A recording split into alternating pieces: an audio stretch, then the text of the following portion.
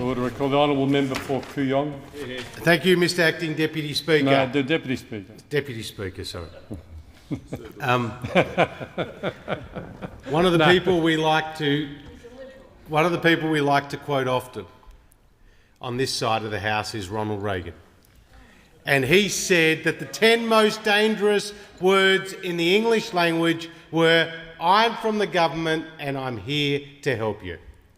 Now that couldn't be more appropriate and apt for the performance of the previous Labor government, because in their nearly 6 years in office, not only did they recycle Prime Ministers in a world record time, but they also left us with a budget that had deteriorated to the point that we are now facing $667 billion of debt.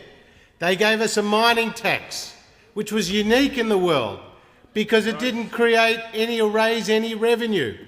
They gave us a carbon tax, which was in complete breach of a fundamental promise that they took to the Australian people at the previous election.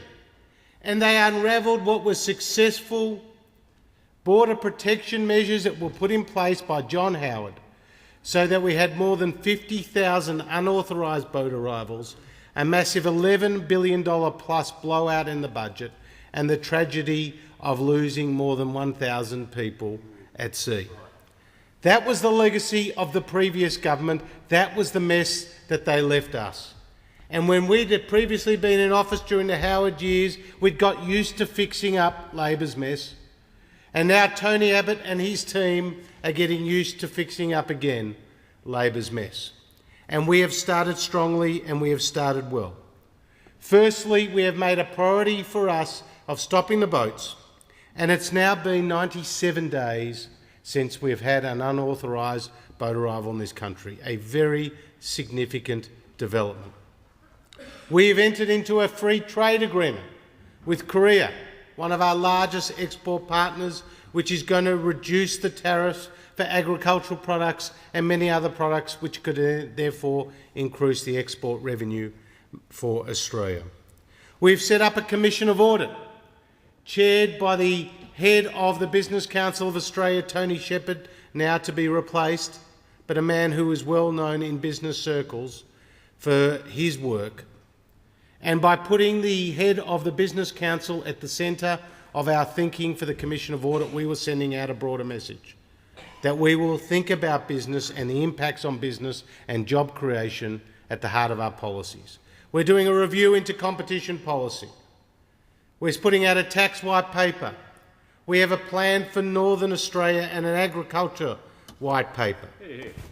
And importantly, we are bringing back the Australian Building and Construction Commission, which was successful as a cop on the beat in reducing lawlessness in that sector, which employs so many people. And of course, we have a Royal Commission into union finances and some of the real problems that we have seen over recent years. And we have a plan to bring back infrastructure into the places around this country that need it most. More than $35.5 billion has been committed in infrastructure projects, from $6.7 billion for the Bruce Highway, for $5.6 billion to finish the duplication of the Pacific Highway. In my state of Victoria, $1.5 billion for the East-West Link, another $1.5 billion for the West Connects project. This is all real money that is having a real impact upon people on the ground.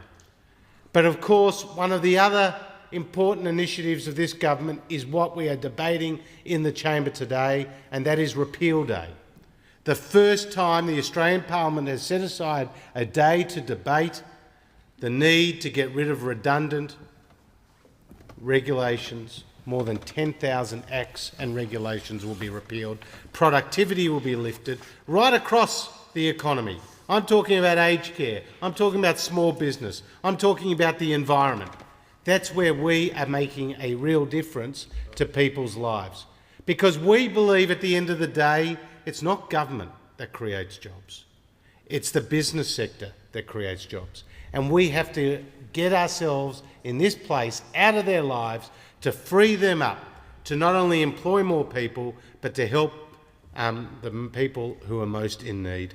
That's why the government has started strongly. Order. Thank you.